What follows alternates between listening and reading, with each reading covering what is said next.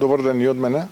Ке ми дозволите да му честитам на градоначалникот, да честитам на советниците, на администрацијата одека во општина Кавадарци, бидејќи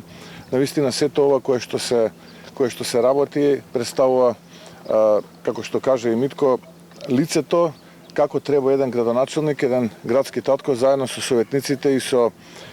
општинската администрација да работат за интересите на градот. Но не помалку важно е значењето и на пратеникот кој што доаѓа од општина Кавадарци, кој што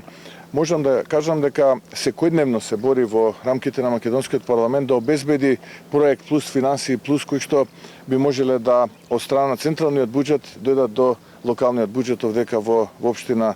Кавадарци. За жал имаме влада таква каква што имаме, онаму каде што се градоначалниците од редовите на ВМРО ДПМН, како што е тука во Кавадарци, како што е Митко Јанчев, тие гледаат повеќе да им одмогнат отколку да им помогнат, како да станува збор за туги некои жители, како да станува збор за туги општини, а не општини во Република Македонија, чија што влада треба да ги поддржува и чија што влада треба да се грижи за секој еден жител во Македонија, но за жал оваа влада предводена од ДУИ и помалиот коалиционен партнер СДСМ тоа не го прави.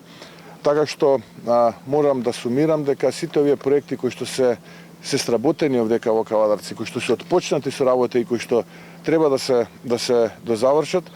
ја заокружуваат целината на предизборните ветувања кои што беа дадени за време на кампањата во 2021 година и од она кој што го разговаравме со Митко, ние и пред време, најголемиот дел од таа програма, ако не и целосно, ќе биде реализирана, така што веќе се размислува за идниот развој на Кавадарци, која што идната влада на ВМРО ДПМН ќе го овозможи. Така што уште еднаш дозволете да им честитам и на Митко, да честитам на Зоки овдека, на советниците, на администрацијата за сето она кое што го прават тука во Кавадарци, за кавадарчани, и да им посакам уште многу вакви успешни проекти, уште многу проекти кои што ќе значат поквалитетен живот на кавадарчани. Повелете, ако имате прашање, оставам на располагање. Господин Мицковски, Ковачевски повика дел од ВМРО ДПМН или цело ВМРО ДПМН е да се качело на бродот за Европската унија. Ваш коментар? Цело ВМРО ДПМН, не дел од ВМРО ДПМН, е на бродот кон Европската унија и било и ќе остане на тој брод. Мене ме загрижува дека дел од раководството на СДСМ, не цело СДСМ, дел од раководството на СДСМ, заедно со ДУИ формира, наместо, како што ни го нарекува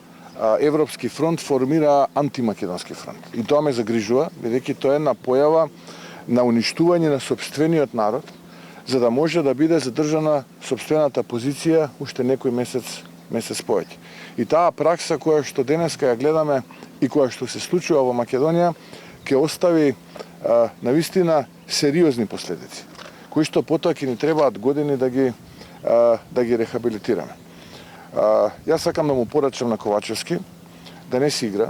со трпението на македонскиот народ, да престане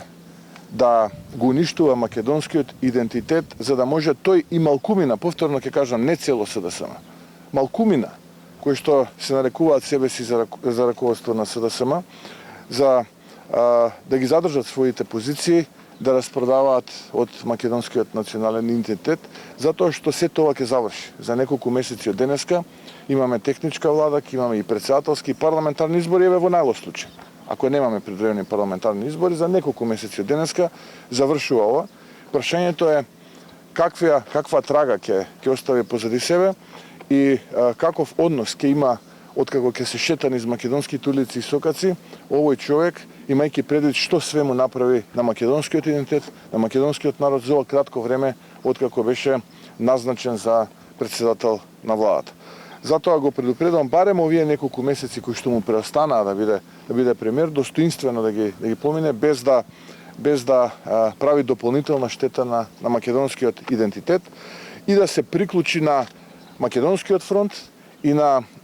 фронтот кој што вистински нуди европска перспектива за Македонија и за македонските граѓани. Во јавноста се појави информација дека се подготвуваат пошироки уставни измени во насока не само односно отварање на преамбулата и не само бугарите, туку и други народи и националности да бидат вметнати. Да, јас сум загрижен од тоа што го добивам како информација од луѓето кои што ме брифираат, дека предмет на дискусија на така наречената комисија за уставни измени, која што не знам зашто се формираше, бидејќи прво треба во парламентот да се утврди потребата за отварање на уставот. Доколку тоа не се случи, не знам која би била улогата на оваа комисија и овие скапо платени експерти зошто ќе земаат месечни хонорари. Но тоа е друго прашање, за тоа ќе зборуваме после изборите. Но тоа што ме загрижува е дека и до мене допираат информации дека не се зборува само за внесување на она минимално малцинство бугарско во преамбулата на македонскиот устав, туку се зборува и за целосно редефинирање на Македонија како држава, да биде бинационална држава во која што ќе постојат два народи, потоа ќе има неколку заедници, етнички заедници, кои што се сега дел од народ во рамките на преамбулата на македонскиот устав и сето останато кое што ќе биде над одреден процент поврзан со минатогодишниот така наречен попис, да бидат малцинства. Ете тоа отприлика го разговараат таму, уште фали да се исцртаат границите и Македонија и формално да биде федерална држава. Затоа ќе се вратам на она што го зборував на почеток, да внимава Ковачевски што ветува. Ние знаеме дека неговата концесија кон главниот играч во владата, тој е Демократската унија за интеграција е голема, таа е финансиска. Знаеме дека добива одредени финансиски надокнади за ова да го прави, но за сето тоа ќе разговараме после изборите, бидејќи сето ова сепак се сведува на информации кои што ги добиваме, ме разбират. Затоа е многу важно во овој период да остане достоинствен, месеци се во прашање и да не прави дополнителна штета на македонскиот идентитет. А потоа новата влада на ВМРО ДПМН, покрај тоа што ќе има задача да ја развие Македонија онака како што и прилега, ќе треба и да поврати голем дел од оној македонски идентитет кој што оваа влада на СДСМ, па потоа на ДУИ на СДСМ го продаде. Уште едно прашање, редовно сте во општините каде што градоначалниците се од редовите на ВМРО ДПМН, господин Мицкоски, како сте задоволни од реализацијата на изборните програми? Можам да признам дека сум исклучително задоволен. Еден нов пристап, една генерација на политичари кои што работат храбро, мотивирано, честно, тоа е многу важно. Повеќе од година и половина помина, гледате, нема ниту едно сомневање за било каков коруптивен скандал, иако станува збор за мнозинството општини, или пак ако гледаме по број на жители во тие општини, тоа е можеби повеќе од 80% од вкупниот број на жители во Македонија, тоа се генерално најголемите општини. Нема ниту еден скандал или основано сомневање за корупција, што самото по себе